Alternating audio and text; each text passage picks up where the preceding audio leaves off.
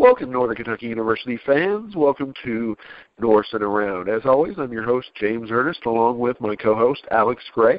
Alex, what have the Norse been up to? Well, the NKU men's team had a couple games this past week. Let's see here. Back on the 20th, on Friday, they played Oakland, a very good team, and they lost in a close one, 79-70. Carson Williams had 19 points for the freshman, so that was really good. Drew McDonald posted his ninth double-double of the season with 11 points and 11 rebounds.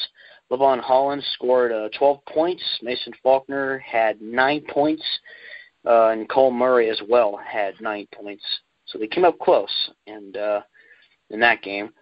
However, in today's game, I should say, on Sunday, the 22nd, they won against Detroit Mercy at home, 101-87. I find it incredible, and I was there indeed. I was very, very impressed that the offense really, in my opinion, stepped up. You know, to put 101 up in a college game, to me, that's just incredible. Mason Faulkner. Let's see here. Yeah, Mason Faulkner led 4 players in double figures as the freshman, also added 6 rebounds and a pair of assists in his 29 minutes of action.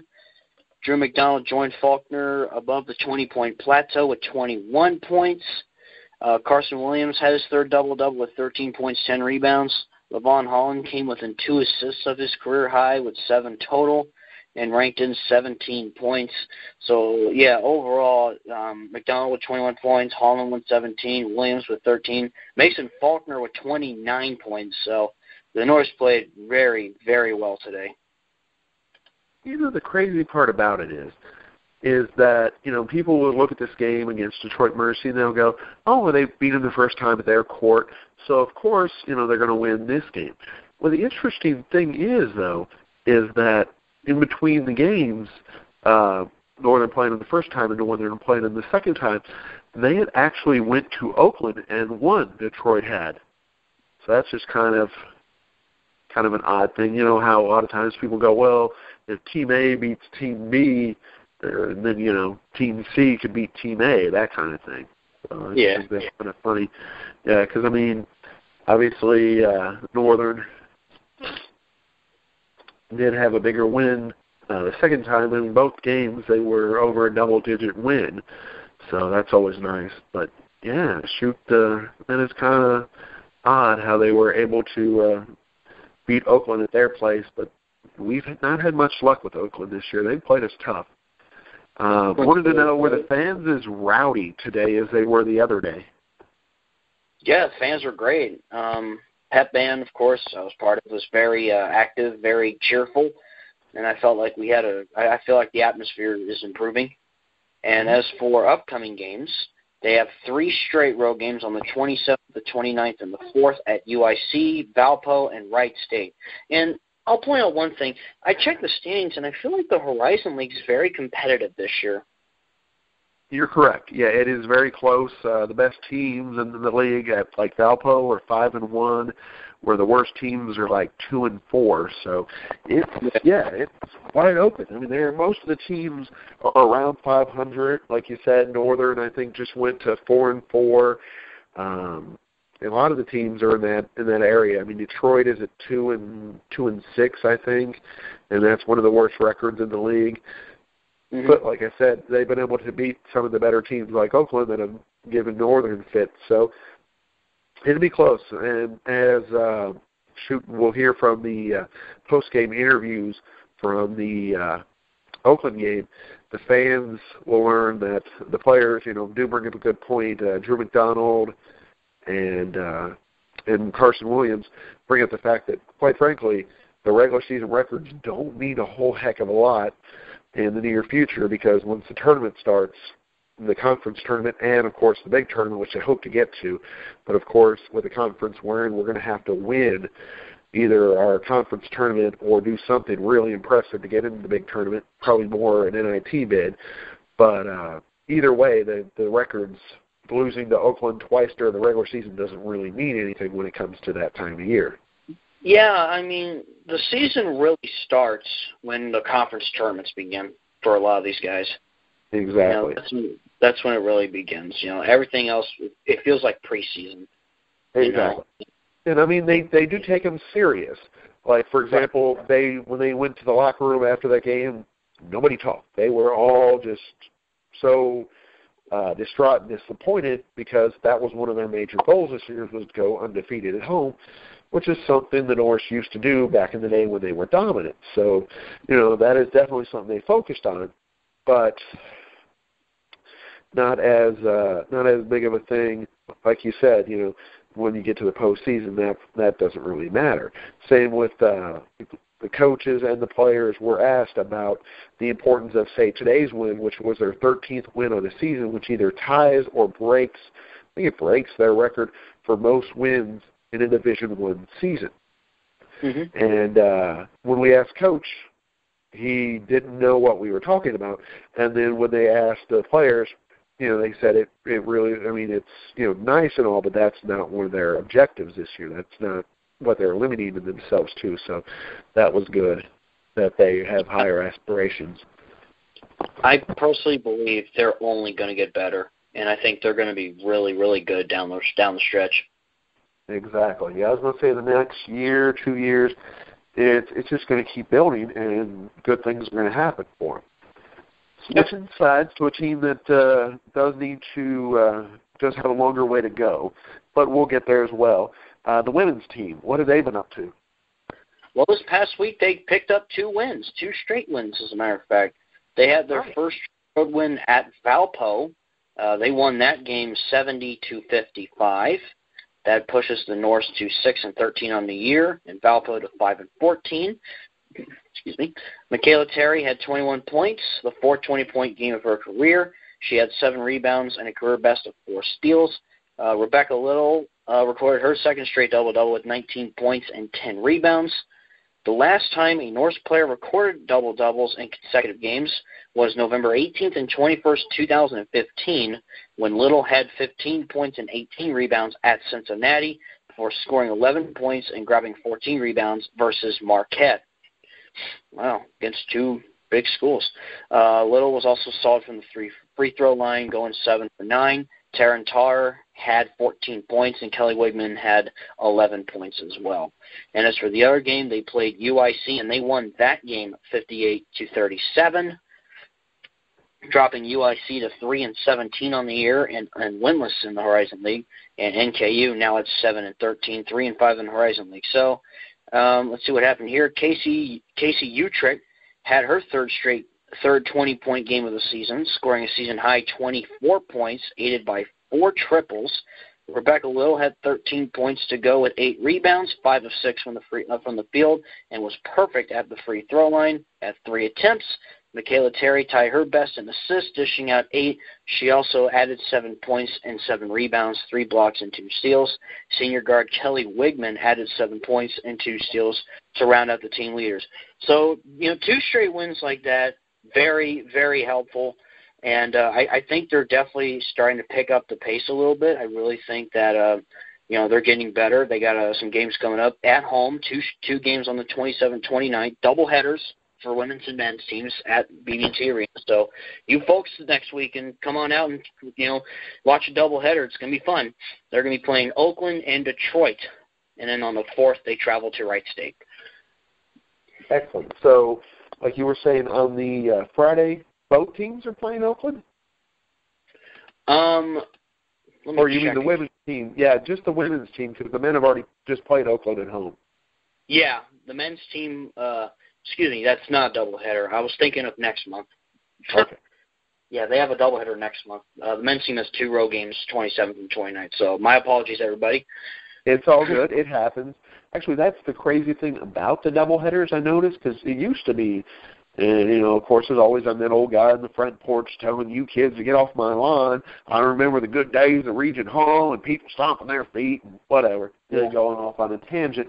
But the thing was when Northern played, the women's played Cleveland and then Youngstown, it actually, for the men, I believe, was flip-flop. I believe they played Youngstown on the Thursday and Cleveland State on the Friday. So they had back-to-back games. They just played different teams, which I think is hilarious. So, Well, actually, on the Saturday, it wasn't back-to-back games, but they did have 2 games in the same day at home, and it's just one of those odd things that you would think to save travel budget, you would just play, the same team since they're both in your conference. Just one of those odd things. Yeah. So any more thoughts about the Norse? Any good news, any insights? Yeah, for baseball, since baseball season will be coming up soon, they picked up some recruits for 2018. One big highlight is Trey Boughton, a local from Fort Thomas at Highlands High School. He's signing on for the 2018 season. He's an outfielder. He bats left, throws right, 6'1", weighs 180. He recorded a .419 batting average with runners in scoring position, as well as a .517 on-base percentage in high school. He joins a recruiting class that includes Andrew Bacon from Cincinnati, who was homeschooled, Griffin, and I'm sorry if I mispronounced these names, Dorshing from Greendale, Wisconsin, T.J. Graves from Washington County in Springfield, Kentucky, Sam Hedges from St. Xavier, Louisville, Colin Hammond from Garfield Heights, Ohio, Trinity, Colin Ludy from Milwaukee, Wabash Valley Junior College. We got Cal, McInich from Columbus, Ohio, Caleb Meeks from Springfield, Ohio, Nolan Ratai from Madison Rat from Canada, and Kyle Service from Elder High School in Cincinnati, Ohio. Wow. I mean, you just got to appreciate the recruiting staff and what they've been doing. I mean, with the ability, of course you get the local guys, like you were saying, Kentucky and Ohio. I totally get that. But then you start mentioning Wisconsin, and you even said Canada? Yeah, Alberta, Canada. Wow, that is awesome. That they are looking so hard, so fervently for talent that they're finding it in places that, we wouldn't think to look. That is great. That is how you build, is by finding those jewels, to finding those, player with the rough spot or something, and turning them into something big. That's excellent to hear that they're doing those type of things. And as a matter of fact, I walk by the baseball field every time I go to school, and they're doing some work on it in the outfield. I'm not sure what they're doing. I saw a lot of those big black plastic pipe tubes or whatever, and I guess they're adding some plumbing underneath. I'm not sure, but they were doing some work in the outfield. Okay. Any rumors, thing going around on campus about the fellow that got dismissed from the team? I haven't heard anything about that, to be honest. Someone got dismissed? Yeah, one of the players got dismissed from the team, and shoot, I feel bad that he was getting such little playing time. I didn't even notice. But someone asked a question in the post-game press conference, which they'll play after this show, and I had no idea. I guess I got the email about it, but it said no further comment. So of course they asked the coach, and of course what he said was, no further comment. We're like, well, yeah, you already said that in the email. We figured you might say something a little more now, but they didn't want to talk about it. And I'm not really sure what happened, so I'm kind of curious. I'll have to do some more. We'll have to do some more research for the next show. That way, we can hopefully inform the fans of what happened. So I would like to find out, but fortunately, it wasn't one of those players that is going to dramatically derail the season. It wasn't like, oh shoot, they caught Williams bootlegging Disney VHS tapes or something, and we have to cut him from the team. Mm-hmm. And of course, I make that example up because, it would be so preposterous, that kind of thing. But so it sounds like the baseball team's doing some good stuff. We're looking forward to covering them in the very near future, because baseball, I think, starts in late February, early March. I know we don't get any games around here till March. But, I know they start playing soon, Yeah. So hopefully that should go well. And the nice thing to report to fans is, the way I understand it, they do not charge for you to go to the games. So you can go to as many baseball games and softball games, I believe, this year free. Yeah. That's pretty good. And what I like about the baseball stadium is in the outfield, it's like you got this big hill, so if you wanted to sit back there and watch the game from there, you could. Yeah. kind of reminiscent of the Little League World Series. Not saying the players are like the Little League World Series, but the fact is they have that little hill, and you can throw a picnic even. Yeah. Nice. I like that aspect of it. And, I mean, they're going to be playing major Division I schools. They got a rivalry with UC where we're going to be going over there and playing, but then they have a game coming back over here. I believe they play Louisville at Slugger Field. Yep. So they're going to be playing some names. They're going to be playing some guys that could be in the minor league system in the next year or two. Could be in the major league system in 3-4 years. You never know. Yeah. So, of course, this is the opportunity to catch diamonds in the rough. And, of course, Northern also has had a track record. They've sent, I think, 4 or 5 players to the major leagues, so maybe even more than that, but I'm aware of about 4 or 5. So definitely, fans, check that out. Keep listening to Norsin Around here on the Gruel and Truth Radio Network. Definitely stay tuned. We're going to attach the post-game interview from the Oakland game where Carson Williams and Drew McDonald give their opinions. Obviously, it's going to be a somber thing because, unfortunately, they're disappointed about their loss. They do cover that. And then, of course, the coach goes into detail. Well, he goes into some detail about their plans for the near future and just trying to overcome the 3-game losing streak, which they did today. So, as always, thank you for listening to me and Alex Gray, part of the Gruel and Truth Radio Network. Thank you. Huh? It's my daughter. Oh, wow, my niece. Let me see. Thank you. Thought we came out with just giving them the ball at the beginning of the game. Turnovers really hurt us. They played with some tremendous energy. Thought we had great energy. I just didn't think we played very much poise. Then we got back in the game, took a lead on, and we started playing more aggressively. We talked about before the game about the game was going to be based on who was going to be the most aggressive. And I thought we came out and gained that aggressiveness after the 11-minute mark. And then the second half, we just couldn't score. 28 points, multiple turnovers at tough spots, missed free throws after missed free throw, and then can't get consecutive stops. So our ability to toughen up from a standpoint of defensively just wasn't there. And got to go back and look at film to speak to exactly why it's the case. But the stats will tell you we got to make free throws and not turn the ball over. You talked about that 11-minute mark. Around that time is when I noticed that Cole Murray was guarding their number 30. What did you make that decision, or did Cole come to you and tell you that he could? That was his matchup in the beginning of the game. My bad.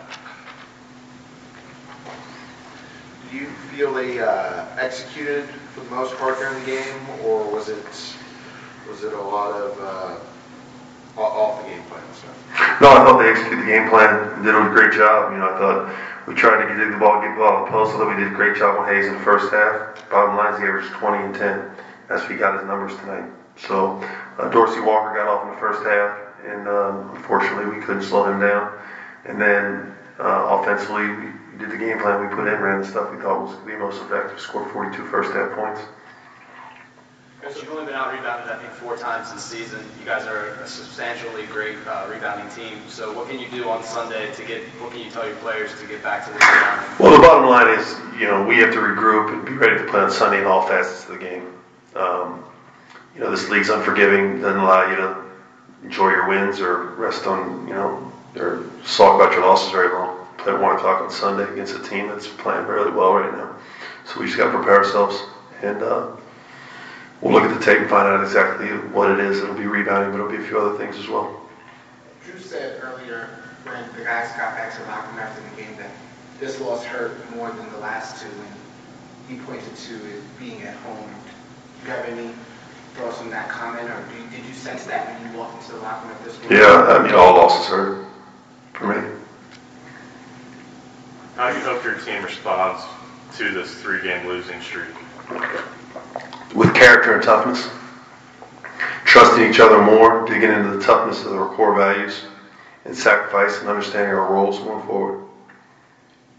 You guys fell behind early by 14 points in the first half and managed to crawl your way back into it and actually lead by 4 points at halftime. What did you tell your team to help them get back into it, get their head on it? Well, anything I told them, it's just they became the aggressor, as I mentioned in my opening statement. We became more aggressive. The team that was going to be the aggressor was going to win tonight. We talked about chance favoring the aggressor. We were more aggressive for 9 minutes, or the last 11 minutes, of the first half. We weren't able to sustain that in the second half. That was a decision our young men made. Drew mentioned that he was hoping that the seniors would step up in terms of leading the team out of this little drought that they're having, but he also mentioned that he needs to be a better leader. Can you talk about the conversations you have with him, trying to make him a better leader despite him only being a sophomore? Yeah, those are a good questions. Those are constant conversations. And, we have a philosophy in our program. It's easy to lead when it's sunny and, 75 degrees and sunny. And the difference between leadership and not having leadership are 8 or 16 home runs. And we're developing that still. We're developing internal leadership within our team. We don't lead by example, we lead through communication. And that's one thing Drew is great at communicating basketball nuances, and he's getting better at communicating the leadership portions. And, you guys have all seen the quotes, bad teams have no leadership, good teams have leadership from the coaches, great teams have ownership and leadership from the players. And that's where we're at right now. We've got to continue to develop that. We're one of the youngest teams in the country, so we got some developing to do in that area. What did you learn from your first time playing Detroit? It's interesting. They don't play the same way. They play a very different style of play than the first time. So I've got to, I take one game at a time, and our assistants do some advanced scouting. So that'll take place tonight for me. Do you place any weight in getting that next win that would tie the school's mark for wins in the season as a Division I team? I didn't know that. I guess that answers your question. You had 8 days off before this game. Prior to that, you had 4 games in 8 days. Which would you prefer? 8. I'd prefer that it be a balanced schedule and we get a chance to prepare as much as our opponent gets a chance to prepare. Without that chance to prepare, what are you telling your players for Sunday? Well, they go through the same thing. So Detroit has the exact same thing we have. It comes down, when you have a one-day prep, it comes really down to what your values are, our rules, our way, and digging into how we play the game and our style of play. It's really that simple. You can't really complicate it more than that just because you don't have enough time. With it being a young team and playing a team that you beat on their home court, is there certain tactics that you have to employ with the guys to make sure that they take the opponent? I certainly hope after losing 3 in a row and losing a game at home, I don't have to come up with any tactics to make them focus more. Because then we got a whole other set of issues that I'm not aware of. I think that they'll be focused and ready to go. But that doesn't always guarantee wins. See, that's what people don't understand. Hard work, that doesn't guarantee a win. Focus and energy, that doesn't guarantee a win. Okay? But over a course of 35 games, over the course of 40 minutes a game, yeah, it probably is going to lean in your favor over the course of that amount of time. It's like any other job. It's like any other thing that you do. It doesn't always guarantee that you're going to have immediate success, and everybody wants that. It's a process involved. And if they'll stay focused and have the energy, mental energy tomorrow to prepare and play each possession, then we'll put ourselves in a position to win. And then the outcome will determine itself, really. The announcement came earlier today that Blake Spellman has left the team. Do you have any more information for us on that? I think that everything was and I told you we put on the thing, we'd have no further comment. So everything's in the press release. Thanks, guys.